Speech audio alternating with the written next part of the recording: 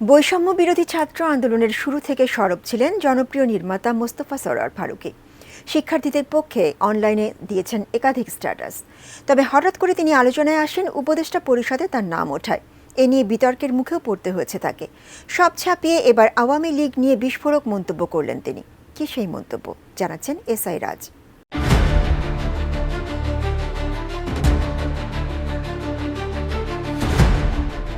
July August হত্যাকাণ্ড সহ টানা ১৫ বছরের শাসনামলে করা অন্যায়, অবিচার, গুম, খুন, দুর্নীতি আর হামলা মামলা দিয়ে হয়রানির জন্য ক্ষমা চায়নি ক্ষমতাচ্যুত আওয়ামী লীগ। নেই কোনো অনুশোচনা। এ নিয়ে এবার মন্তব্য করেছেন সংস্কৃতি বিষয়ক উপদেষ্টা মোস্তফা সরোয়ার ফারুকী। বলেছেন, আওয়ামী লীগ ক্ষমা চায়নি, তাদের পাল্টা জবাব দিতে হবে। অপরাধীর কিন্তু এটা থেকে পালাবার আর কোনো রাস্তা থাকবে না।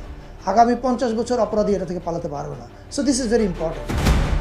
মন্ত্রণালয়ের দৈনন্দিন কাজের বাইরে দেশব্যাপী প্রতিভা সন্ধান, তরুণদের জন্য তারুণ্যের উৎসব সহ 7টি অগ্রাধিকার কার্যক্রম ঘোষণা করেন সংস্কৃতি উপদেষ্টা। কোয়ালিটি সম্পন্ন আন্তর্জাতিক মানের still bar CSRM, committed for better still. 21 November সচিবালয়ে নিজ দপ্তরে আয়োজিত এক সংবাদ সম্মেলনে অগ্রাধিকারের তালিকা তুলে ধরেন তিনি। একই সঙ্গে তিনি জুলাই আগস্টের অভ্যুত্থান নিয়েও কথা বলেন। আমরা 7টা প্রায়োরিটি প্রজেক্ট যেটা বলছি, এটা হচ্ছে আমাদের যে নিয়মিত কার্যক্রম, তার বাইরে সরকারের কিছু প্রায়োরিটি সেট করা আছে কিছু কর্মসূচির কারণে। তো সেই কর্মসূচিগুলো নিয়ে যে প্রায়োরিটিগুলো সেট করা হয়েছে, সেই প্রায়োরিটিতে আমরা কী কী প্রোগ্রামগুলো করছি, যেগুলো কিছু শিল্পকলা একাডেমি বাস্তবায়ন করবে, কিছু নজরুল একাডেমি করবে, কিছু হয়তো বাংলা একাডেমি করবে। ফারুকী বলেন, বিপ্লবের পর কালচারাল ব্রিজ তৈরি করা গুরুত্বপূর্ণ।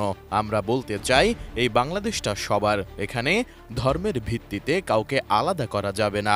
আমাদের সাংস্কৃতিক পলিসির মূলে থাকবে বহুজন, বহু ধর্ম, বহু ভাষা এবং সবার সংস্কৃতির বিকাশ ঘটানোর জন্য আমরা কাজ করতে চাই। আমাদের সরকার এবং আমাদের যতগুলো দপ্তর আছে, আমরা প্রত্যেকেই একটা বিষয় পরিষ্কার যে আমাদের সাংস্কৃতিক পলিসির মূলে থাকবে যে বহুজন, বহু ধর্ম, বহু ভাষা, সবার সংস্কৃতি এবং সবার সংস্কৃতিকে আমরা বিকাশ ঘটানোর জন্য কাজ করতে চাই। আমরা ওন করি সব কিছু। সংবাদ সম্মেলনে মোস্তফা সরোয়ার ফারুকী বলেন, আমরা এতকাল সংস্কৃতিকে সংকীর্ণ জায়গা থেকে দেখেছি। আমরা দেখেছি সংস্কৃতি বলতে শুধু গান বাজনা, নাচ, সিনেমা। তবে এসব সংস্কৃতি পরিবর্তনের চেষ্টা করেছিল কিছু মানুষ। বর্তমান সরকার এসব সংকীর্ণ জায়গা থেকে উঠে আসবে।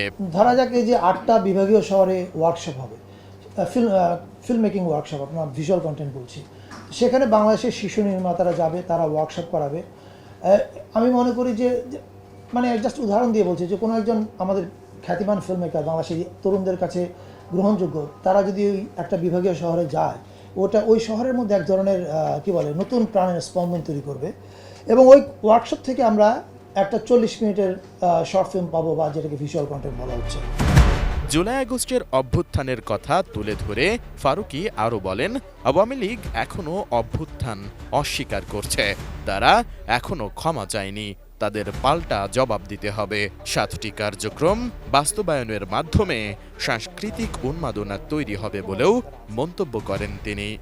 Digital oral history is a very important one. আপনারা জানেন যে অপরাধীর প্রথম লক্ষ্য থাকে অপরাধের চিহ্ন মুছে ফেলা, এবং আপনি দেখবেন যে অপরাধী ফার্স্ট যে কাজটা করে সেটা হচ্ছে অস্বীকার করে, ডিনায়াল। আপনি যদি বাংলাদেশে যারা গণহত্যা ঘটিয়েছে জুলাইতে, তাদের এখনকার কার্যক্রম দেখেন, তারা এখনও অস্বীকারের উপরে আছে। তারা কিন্তু কেউ স্বীকার করেনি। আপনি কিন্তু শোনেননি যে কেউ স্বীকার করেছে, ক্ষমা চেয়েছে। নো, তারা এটা ক্ষমা চাচ্ছে না। এই যে অস্বীকার করা, এটা হচ্ছে অপরাধীর একটা প্রথম কাজ। এখন এইটাকে আমরা কাউন্টার দেওয়ার জন্য কী করব? শুধু বিবৃতি দিয়ে কাউন্টার দিলে হবে না, কিছু কাউন্টার দিতে হবে ক্রিয়েটিভ ওয়েতে, যেটা এই যে 8টা ভিজুয়াল কন্টেন্ট হবে, এবং যে ওখানে যে 8টা ওয়ার্কশপ হবে, এখান থেকে 80টা ফিল্ম মেকার বেরোবে, ছেলে মেয়ে, এবং তারা কিন্তু বের হয়ে বসে থাকবে না। ফিল্ম বা যে কোনো শিক্ষার আগুনটা হচ্ছে আপনি একবার শিখে ফেললে আপনাকে প্রকাশ করতে চাইবেন। আমাদের এই 8টা কন্টেন্টের বাইরেও তারা তাদের নিজেদের ছবি বানাতে থাকবে। এসআই রাজ, এটিএন নিউজ, ঢাকা।